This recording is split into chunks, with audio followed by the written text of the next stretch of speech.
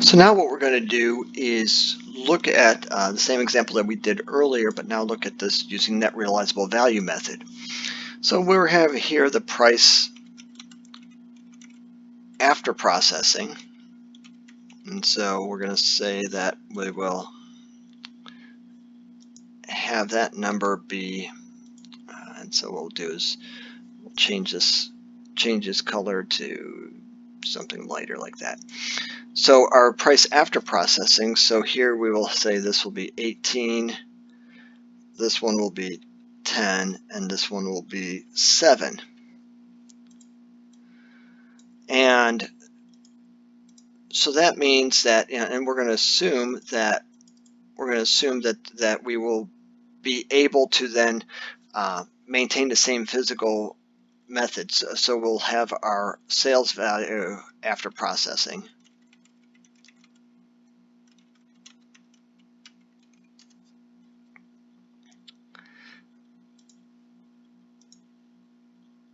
And what I'm going to do is just wrap the text here and make that a little bit wider there. So our sales value after processing, where we'll take the $18 and then multiply that by the number of gallons, and then copy that forward. Now what we'll need next are the separable processing costs. Now you will be given this information here. Of course, in practice, you would need to know. You need to determine this.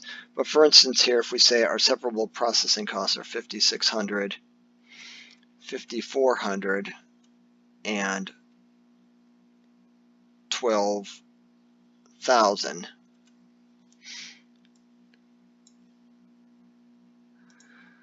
Then we have to, so now this will give us enough information to determine, is it worth our while?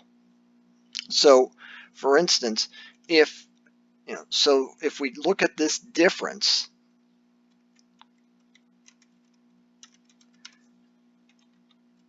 are we better off processing further than we would be just selling at the split off?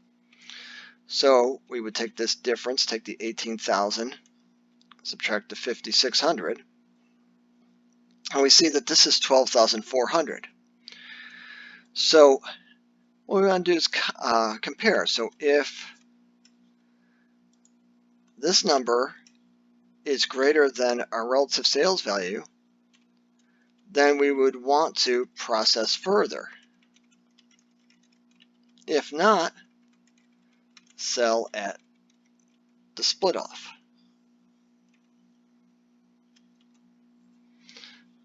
So our rule here would be to sell at the split off, because we see that we're only at 12,400. If we didn't do anything, we would have been at 14,000.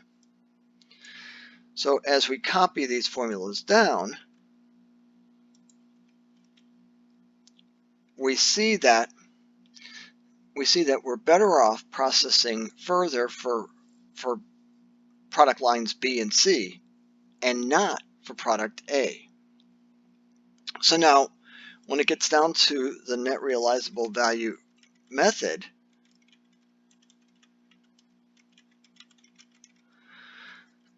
our NRV then for product A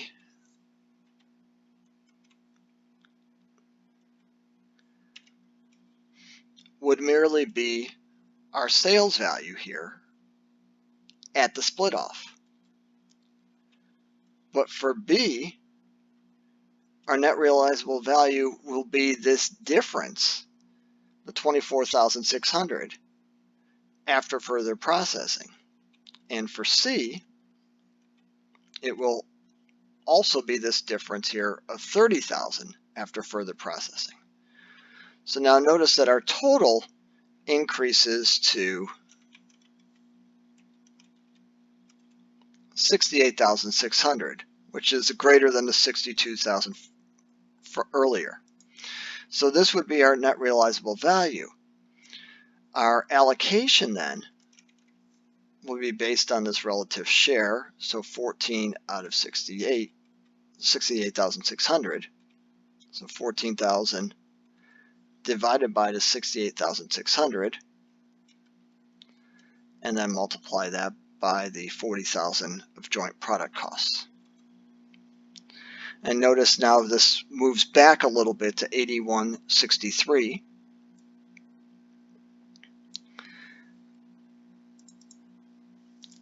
Product line B goes to 14,344, and product C is up to 17,492. So overall, we see that this allocation takes into account the relative benefits of further processing and shifts costs now, in this case again, away from product A and to the other products which have greater real returns.